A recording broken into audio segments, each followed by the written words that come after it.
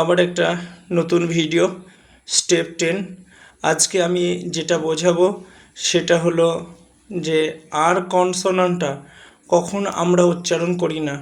প্রায়শই এই কোয়েশ্চেনটা আমাদের ভেসে আসে যে আমরা আর কনসোনান্টটা কখন আমরা উচ্চারণ করি না।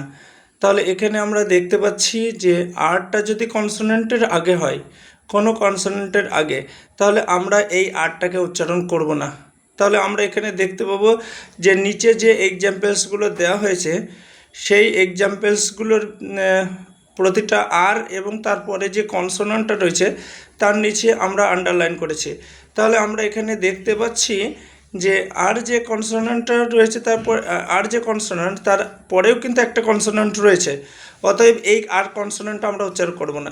তাহলে উচ্চারণটা কি হবে এখানে দেখতে পাবো ফার্স্ট ওয়ার্ডটা এক্সাম্পলস হিসাবে দেখতে পাই যে কি MARK। তাহলে এখানে কে এর আগে আর, অর্থাৎ কি এখানে আরটা আমাদের উচ্চারণ হবে না যেহেতু কেটা কিন্তু কনসোনান্ট। তারপরে তাহলে এটা হলো কি মার্ক, আমরা এখানে মার্ক বলতে পারি। গার্ডেন GARDEN, তাহলে এখানে ডি এর আগে আর, অর্থাৎ আর এর পরে কনসোনেন্ট রয়েছে তাই আমরা আরটা উচ্চারণ করবো না, গার্ডন। ওকে, নেক্সট বার্ড BIRD, আর এর পরে কনসোনেন্ট রয়েছে তাই আমরা উচ্চারণ করব না আরটার। তাহলে এটা হবে কি বার্ড। এইভাবে কিন্তু আমরা একটা একটা করে সামনের দিকে এগোবো।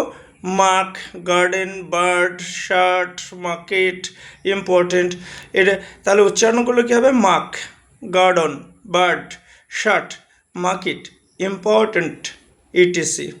Thank you very much.